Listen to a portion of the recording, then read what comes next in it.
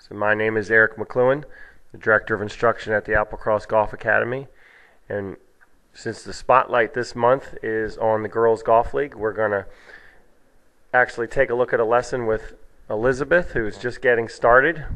And we're going to give you 3 drills to do to help you gain power and consistency. I think these will really help you to maximize your distance. So this was the swing before, and she's just getting started, but you'll see it's already, you got a lot of potential here. Now if I slow it down,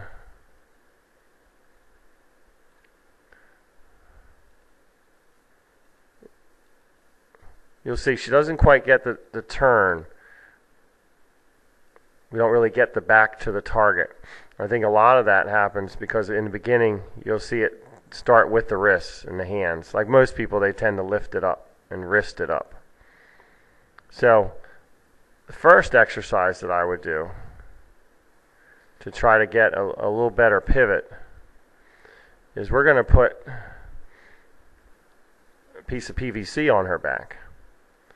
And we're going to use that for reference, and we're going to try to get the rotation to be at least 90 to 100 degrees.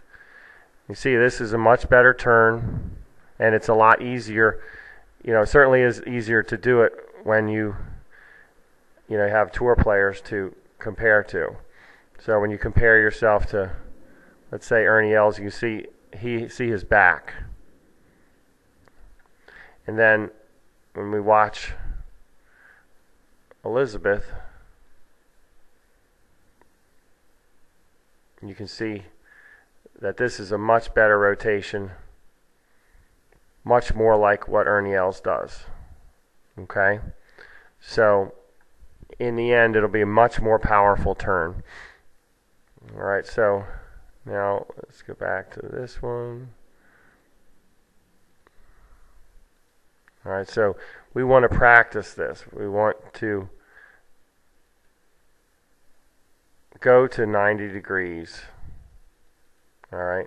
Then the next drill is we're going to use this board, put the right foot behind the left, and we're going to wind it up and make a much more centered turn instead of her first one, which is a little more lateral.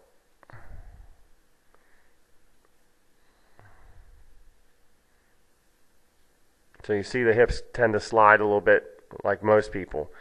But in this one, the one to the right, you see it's much more rotational.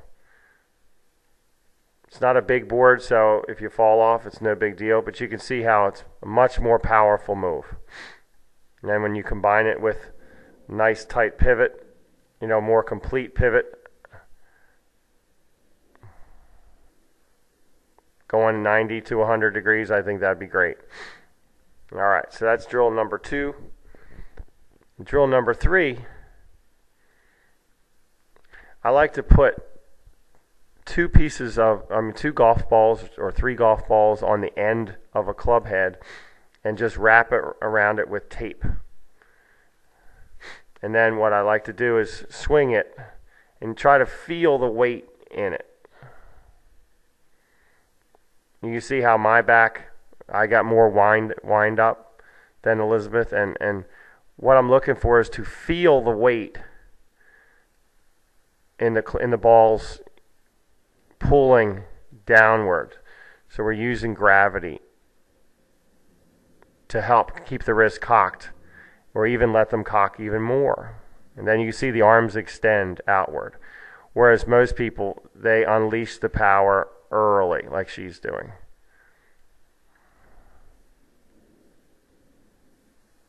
And you see how I retain the angle much later because of the balls on the end of the club. Alright, so what I like to do again, put 2 balls on the end of a club, just feel the pendulum swinging. That's it. And you feel the weight in it. So you go forward, then back. Okay? So we had her do that, and you can see the difference with the angle retention is huge when she does it.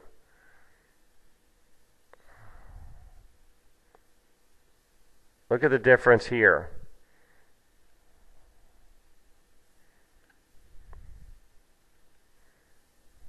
So all that angle, retention at this point where hers is about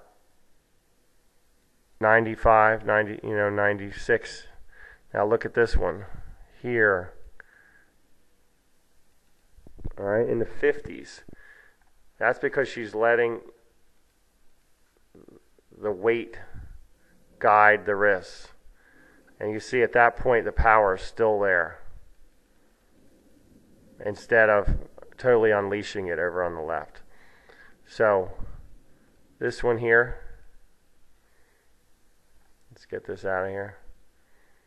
So this is drill number 3, putting the balls on the end and letting the weight occupy those wrists, and you feel it, and it totally changes things.